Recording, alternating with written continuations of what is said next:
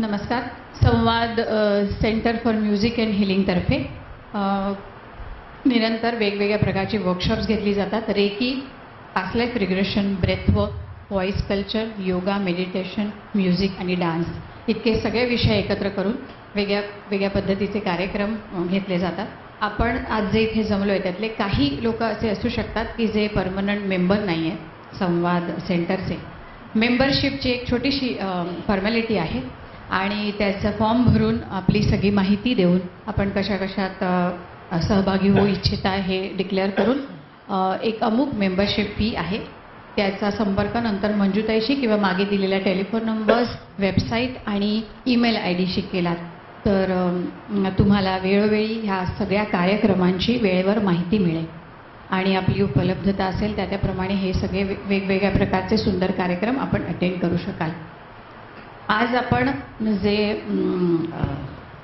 Registration केलं आहे त्याच्या व्यतिरिक्त अजून एक सांगायचं म्हणजे जनरल डोनेशन्स जर मेंबरशिप नसेल परंतु आजचा हा जो काही प्रकार आहे किंवा वेगवेगळ्या पद्धतीने तुम्ही जे काही माहिती ऐकली असेल तर संवाद सेंटरला जर वेगवेगळ्या प्रकारची उत्स्फूर्त डोनेशन्स द्यायची असतील तरीही तुमचे आभार. तुमच्या ह्या सदिच्छेला आम्ही मान्य करतो, स्वीकृत करतो.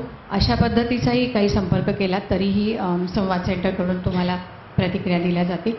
आज आपण जे रजिस्ट्रेशन केलं आहे आणि त्याच्या आधी बुक्स ऑन व्हील्स म्हणून आपली जी स्पिरिच्युअल बुक्सची लायब्ररी आहे त्याची मेंबरशिप घ्यायची असेल तरीही त्या पद्धतीचं तुम्ही संवादशी करू शकता. आणि आज आपण जी इथे रजिस्टर नावं केली, नंबर्स लिहिले आणि त्याच्याबरोबर आपण रजिस्ट्रेशन फी म्हणून एक काही अमाऊंट भरलेली आहे ते जर डोनेशनमध्ये कन्व्हर्ट करायचं असेल तरीही चालणार आहे. तर ह्या पद्धतीचे तुमचं मत असेल तरीसुद्धा तुम्ही तसं करू शकता. शेवटी आपण जेव्हा फॉर्ममध्ये लिहिलं आहे की शिबिर संपल्यानंतर आपण ते कलेक्ट करू शकतो. ते जर नसेल करायचं ते कन्व्हर्ट करायचं असेल आजच्या आणि ह्याच्या पुढच्या सगळ्या कार्यक्रमांसाठी डोनेशन म्हणून तरीही चालणार आहे. धन्यवाद. धन्यवाद. संपूर्ण शरीर अगदी शिथिल करून घ्यायचं आहे, डोक्यापासून पायापर्यंत.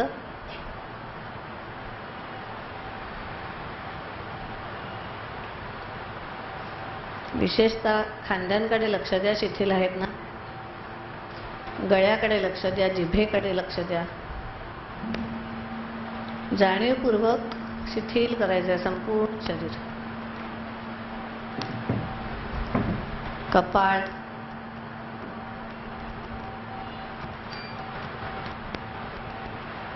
आणि जाणीव आता श्वासाकडे न्यायचे. श्वास अगदी सहज येतोय जातोय याची जाणीव. आणि आपल्या डोळ्यापुढे संपूर्ण विश्वाची कल्पना करायची. आपण बरीच चित्र बघतो ब्रह्मांडाची, तर त्याच्यातलं एखादं चित्र आपल्या डोळ्यासमोर आणायचं आहे.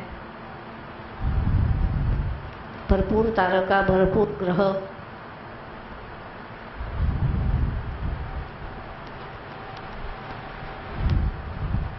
त्या संपूर्ण ब्रह्मांडातला एक भाग म्हणजे आपला पृथ्वी आहे, आपली सुंदरा.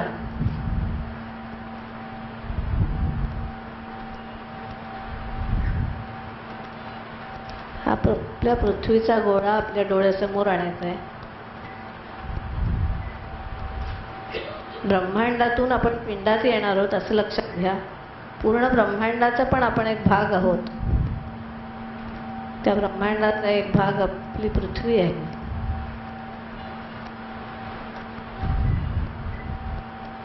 त्या पृथ्वीवरचा एक भाग म्हणजे आपला भारत देश आहे.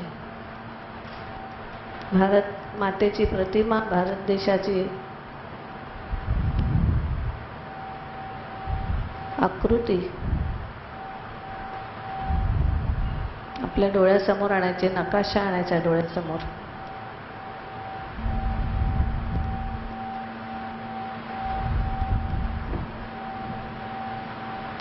आणि ह्या भारताचाच एक भाग म्हणजे आपलं ठाणे शहर आहे.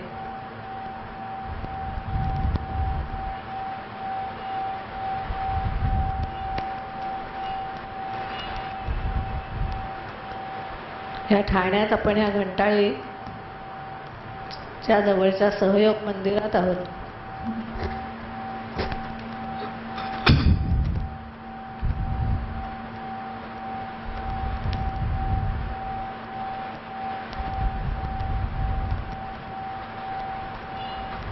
आणि आता जाणीव आपल्या स्वतःकडे.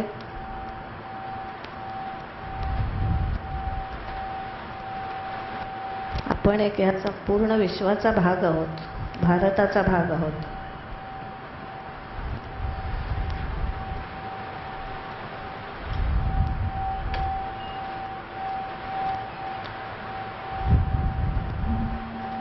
आणि आपल्या जवळच्या नातेवाईकांचं, आपल्या मित्रमैत्रिणींचं स्मरण करायचं आहे. विशेषतः आपल्याला वाटेल की ज्या नातेबंधनात कुठेतरी अजून चांगलं व्हायला हवं आहे तेही बघायचे आहेत, आणि ते खूप चांगले आहेत तेही बघायचे आहेत.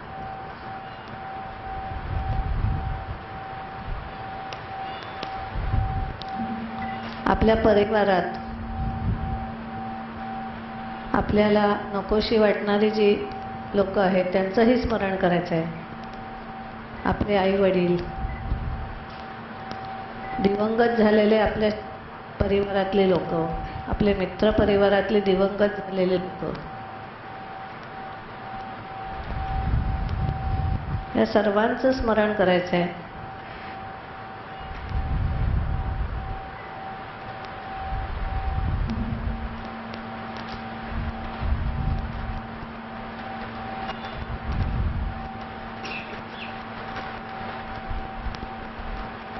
जिथे जिथे ज्या ज्या लोकांचं आणि ज्या ज्या स्थळांचा आपण आत्ता विचार करू तिथे विशेषत्वाने, आणि नाहीतरही आपल्या संपूर्ण अनुबंधामध्ये आज आपण जे हिलिंग करणार आहोत ते पसरणार आहे.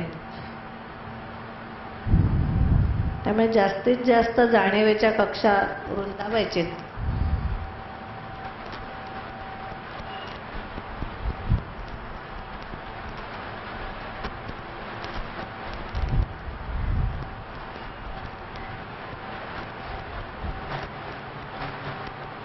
आणि आता एक ओंकाराचा नाद करायचा आहे.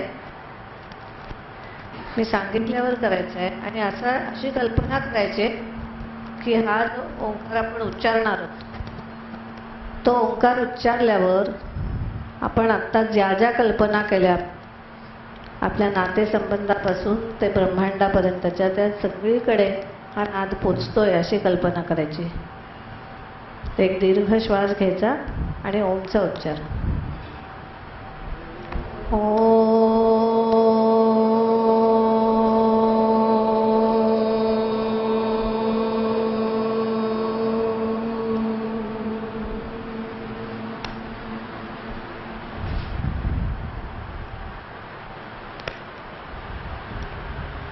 संपूर्ण ब्रह्मांडात हा नाद पसरतोय. आपल्या कुटुंबात, आपल्या घरात,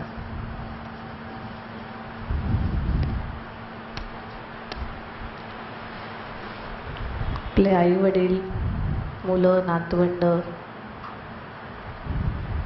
बहीण भावंड, सगळ्यांना ह्या व्हायब्रेशन, सगळ्यांना ह्या लहरी पोचतायत अशी कल्पना करायची.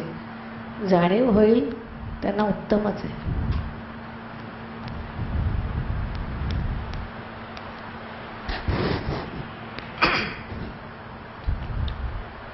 असाच पुन्हा एकदा ओंकार करायचा आहे. दीर्घ श्वास घ्यायचा आणि ओमचा उच्चार.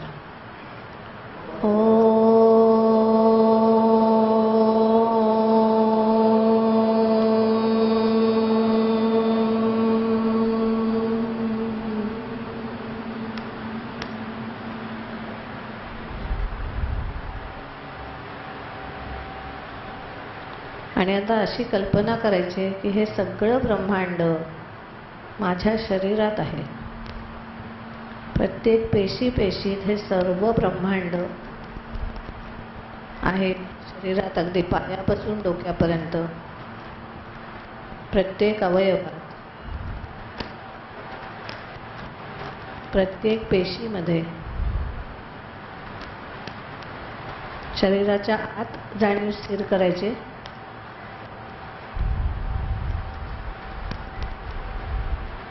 हे संपूर्ण ब्रह्मांड आपल्या शरीरात सामावून घ्यायचं आहे.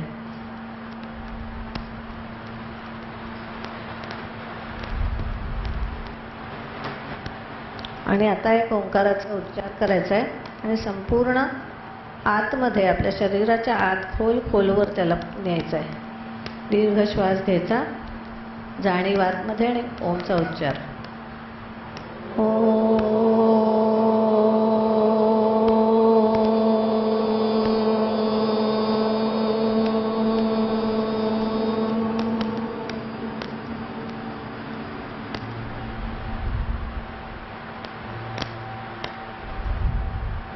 आपल्या शरीरात वसलेल्या ब्रह्मांडात, आपल्या अंतरंगात, आपल्या सबकॉन्शियस पर्यंत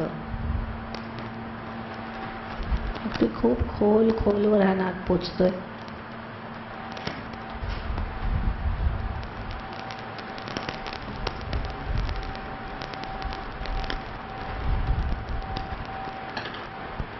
आणि एक आता मनानेच उच्चार करायचा आहे आणि असा आत्ता केलेला खोलवरचा जो नाद आहे त्याला अजून खोलवर न्यायचा आहे मनानेच, कल्पना शक्तीला पूर्ण वाव द्यायचा आहे. दीर्घ श्वास घ्यायचा आणि ओमचा उच्चार मानसिक अगदी खोल अंतरंगात.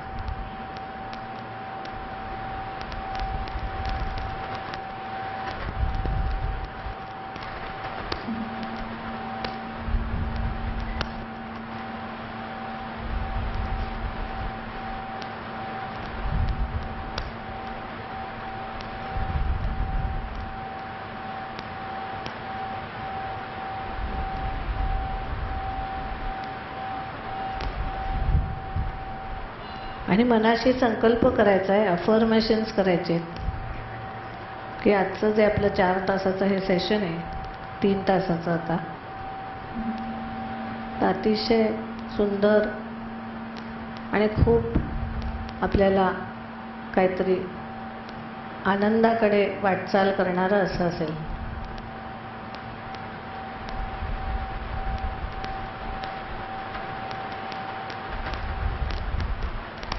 दीर्घ श्वास घ्यायचा, 1-2 आवर्तनं दीर्घ श्वासाची आणि मग सावकाश डोळे उघडायचे. हरिओम. आपण आज जे काही इथे हील इंडिया हे एका कार्याचा म्हणून एक भाग आपण आज पहिला सादर करतोय. पहिलं पुष्प ज्याला सर्वसाधारणपणे म्हणतात तसं. तर त्या हील इंडिया आपण करणार कसं? आपण काय भारताला मदत करू शकणार? त्याच्यात 2 महत्त्वाचे मुद्दे असं लक्षात ठेवायचं की भारतापुरतंच नाही, आज जगाला सुद्धा असा खूप मोठा प्रॉब्लेम झालेला आहे की बहिरंगी लोक खूप कार्यरत आहेत. जे बहिरंगी आहेत ते खूप कार्यरत आहेत. जे वाईट विचारांचे आहेत ते खूप कार्यरत आहेत. पण जे अंतरंगी आहेत आणि जे चांगले आहेत लोक, सात्विक लोक आहेत, ते कार्यरत नाही आहेत.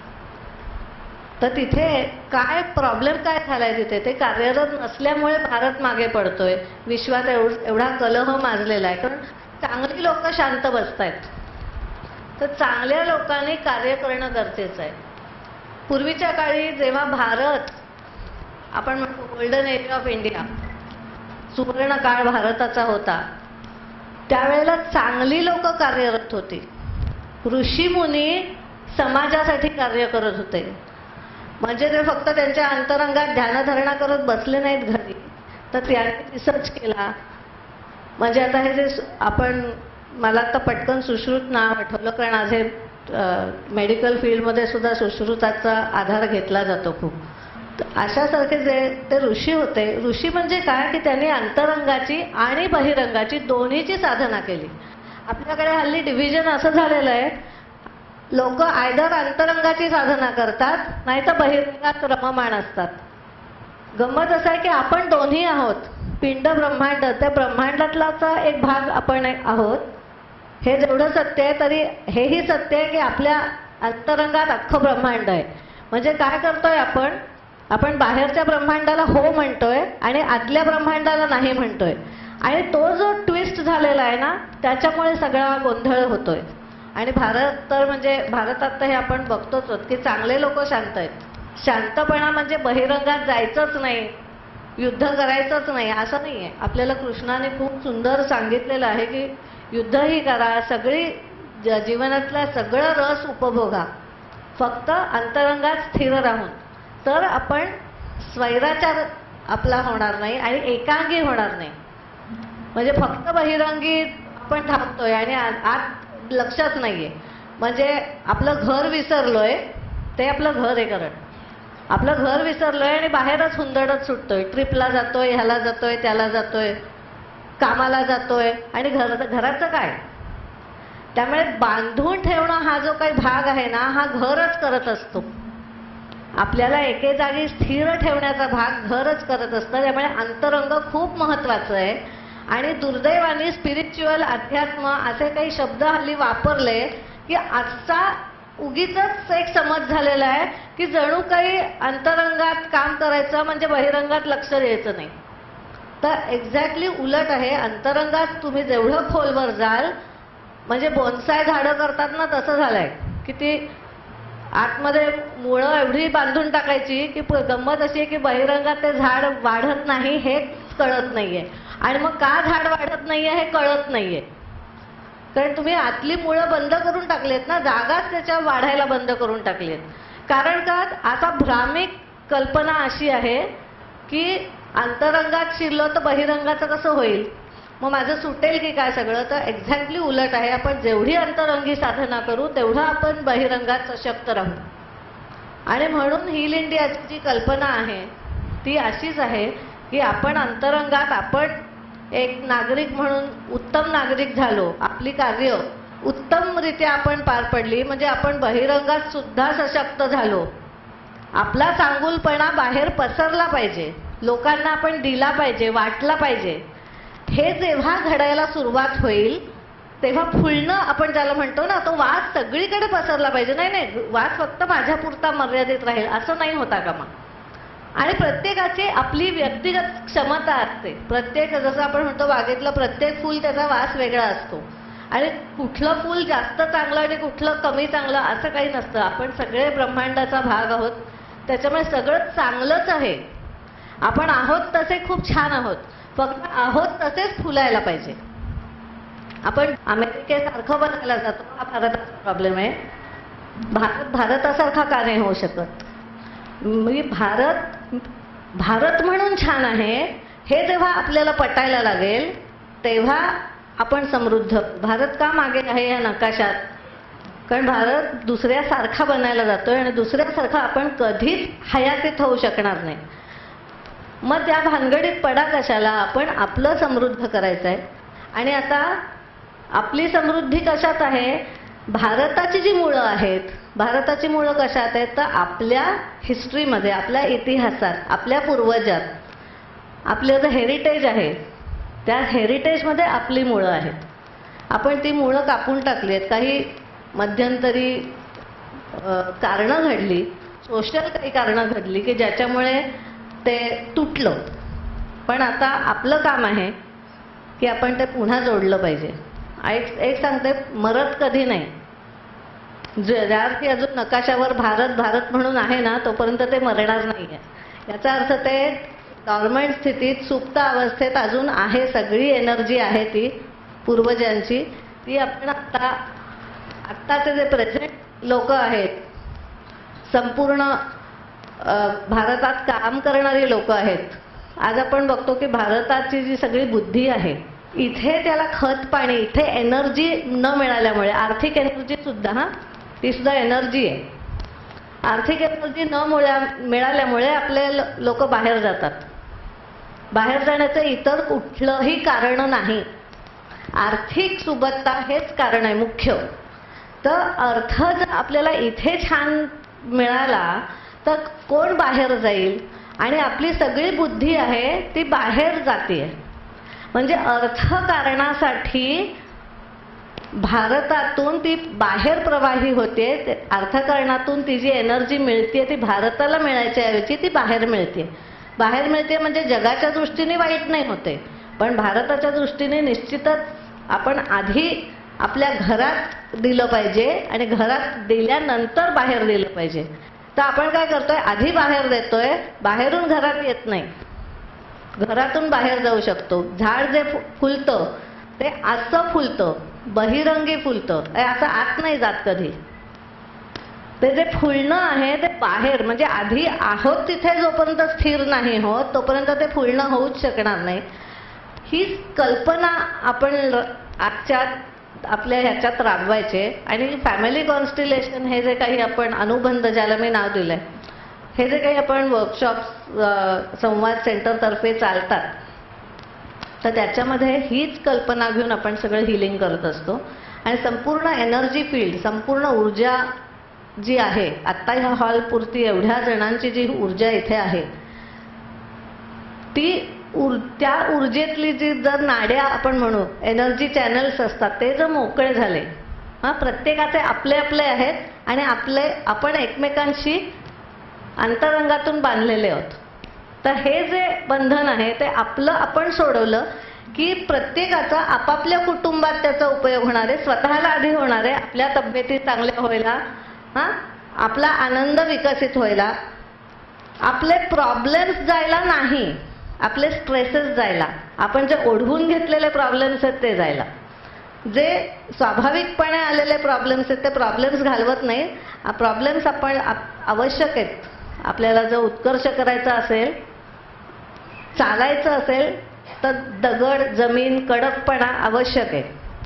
आपण कडकपणा नाही, सगळं मऊ मऊ हवं, सगळं मऊ मऊ हवं म्हटलं तर आपल्याला चालताच येणार नाही.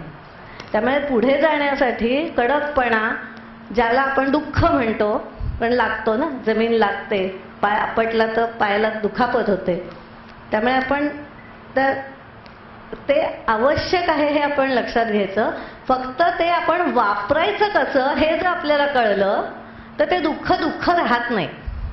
जर आपल्याला कळलं, आपण नाचत राहिलो ह्या जमिनीवर तर पाय दुखतील, पण जर आपण छान चालू शकलो तर आपल्याला ह्या जमिनीचा त्रास होणार नाही, नाहीतर जमिनीचा त्रास होईल. म्हणजे जमीन ॲज इट इज वाईट नाहीये. तो आपण ज्याला प्रॉब्लेम म्हणून म्हणतो, दुःख म्हणून म्हणतो, ते आपणहून वाईट नसतं. आपला त्याच्याकडे बघण्याचा जो दृष्टिकोन असतो त्याच्यामुळे आपल्याला त्याचा त्रास होत असतो. आणि त्रास हा मनाच्या लेव्हलला आहे. म्हणजे ती जी ऊर्जेचं वहन आहे ना, त्या वहनाची ते स्टेशन आहे, खूप मोठं स्टेशन आहे. म्हणजे इथे जसं आता ठाण्याला कळव्याचं इलेक्ट्रिकचं स्टेशन आहे, तिथून सगळी इलेक्ट्रिसिटी आपल्याला सगळीकडे येते. तिथेच काहीतरी खंडित झाली ऊर्जा तर ठाणं इलेक्ट्रिसिटी ठाण्याला मिळणार नाही. तशासारखं कुठेतरी मन आहे, हे खूप मोठं स्टेशन आहे ऊर्जेचं, आणि जंक्शन पॉइंट येत आहे आणि तिथून ते फिरवू शकतं. मन जसं आपण फिरवू तशी ती एनर्जी बंद करायची का काय, ते सगळं त्याच्याकडे शक्ती आहे फिरवण्याची. कल्पना शक्ती ज्याला आपण म्हणतो, दृष्टिकोन ज्याला म्हणतो, तो तिथे आहे. तर तो आपण फिरवू शकतो आणि तो आपण चांगल्याकडे, अंतरंगाकडे, बहिरंगाकडे, जेवढी वाईट आपल्याला जाणीवेच्या कक्षात एवढ्या रुंदावता येतील तेवढं आपलं चांगलं आहे. तर ह्या दृष्टिकोनातून आपण इथे करणार. अजून एक महत्वाचा भाग मी सांगते. जे आपण काम करणार आहोत ते काय करणार आहोत, प्रत्येकांचा सहभाग काय असेल. कारण इथे जे 8-10 जण इथे आहेत ज्यांनी फॅमिली हिलिंग केलेलं आहे, त्यांना थोडीशी कल्पना आहे. तरी पण मे बी भारताला कसं काय करू हे एखाद्या वेळेला नसेल त्यांना कल्पना, पण येऊ शकते. आपण काय करणार आहोत, एक इथे नाट्यासारखं आपण उभं करणार आहोत. त्या नाट्यामध्ये सहभागी होणारी काही लोक असतील उत्स्फूर्तपणे. हे सगळं नाट्य उत्स्फूर्त घडणार आहे. त्याचं डायरेक्शन म्हणजे डायरेक्टर मी आहे असं धरा. स्टोरी पण माझी नसेल, स्टोरी आयत्या वेळेला लिहिली जाणार आहे. आपल्याला फक्त टायटल दिलंय स्टोरीचं, हील इंडिया. आणि आता ती स्टोरी आपण इथे सगळी लिहिणार आहोत, संपूर्ण रूपरेषा त्यात ते घडवणार आहोत इथे आपण सगळं. आणि जरी थोडीशी थीम लाईन माहिती असली तरी त्या थीम लाईन प्रमाणेच होतं असं नाही. आपण विषय काय घेणार आहोत ते सांगते. सुरुवातीला विषय भारताचं heritage, arts heritage, talent heritage, स्किल्सचं हेरिटेज. म्हणजे आपल्या सगळ्या कला आहेत, विशेषतः अभिजात कला, हा विषय घेऊन करणार आहोत. आता हा विषय भारताचा घेतल्यानंतर आपल्या अंतरंगात काय आपण काम करायचं आहे, तर आपल्या टॅलेंट्स सुप्त असलेल्या आपोआप विकसित होणार आहेत. जरी लक्ष तिथे असलं तरी आपण we are carrying India inside us. Okay. तर त्याच्यामुळे जशा भारताच्या, आपल्या अंतरंगातल्या भारताच्या जशा विकसित व्हायला लागतील त्या कला, तशा आपल्याही त्या कला विकसित व्हायला लागतील. आणि या पद्धतीने आपण काम करणार आहोत. म्हणजे पिंड ब्रह्मांड न्यायाने जे भारतासाठी करू तेच आपल्यासाठी, आणि जे आपल्यासाठी करू ते भारतासाठी असं. आणि आपण सगळं सेन्सेशन्सवर काम करणार आहोत, फिजिकल सेन्सेशन्स. ते मी म्हटलं ना, पिंडात आपण ते जाणीव कशी होईल आपल्याला पिंडात, त्याची दोन गोष्टी. एक फिजिकल सेन्सेशन्स म्हणजे वेदना, संवेदना दोन्ही फिजिकल लेव्हलला. म्हणजे कुठेतरी दुखताय, गरम वाटताय, गार वाटताय, कसं तरी वाटताय, श्वास कोंडलाय, ह्या ज्या सगळ्या आपल्याला संवेदना येत असतात दैनंदिन कामात सुद्धा, की आखडलाय, मुंग्या आली आहेत, ह्या ज्या शारीरिक संवेदना येत असतात त्या विकसित होतील. आणि तथाकथित जे बघे लोक असतील ना, त्यांच्या सुद्धा त्या विकसित होतील, मोकळ्या होतील. म्हणजे आतमध्ये अडकलेल्या भावना आहेत, अडकलेल्या संवेदना आहेत, त्या मोकळ्या करायच्या. आणि त्याचप्रमाणे भावना बाहेर पडतील. म्हणजे आपला राग असेल किंवा रडू येतं. एक मी सांगते, कुठल्याही भावना म्हणजे राग सुद्धा, मत्सर सुद्धा, ह्या भावना सुद्धा अश्रूंच्या वाटे बाहेर पडतात. खूप जणांना हा अनुभव असेल की मेडिटेशनला बसलो, ध्यानाला बसलो की डोळ्यातून घळाघळा पाणी येतं. खूप जणांना हा अनुभव असेल, किंवा असं शिवरिंग होतं. हे अनुभव सरसकट येतात ध्यानामध्ये. त्या संवेदना म्हणजे तेच ते अंतरंगातलं जे आपले दुर्गुण आहेत आपण म्हणू, किंवा जे एनर्जी चॅनल्स आहेत ते मोकळे होत असतात. म्हणून ते संवेदनांच्या स्वरूपात बाहेर पडतात.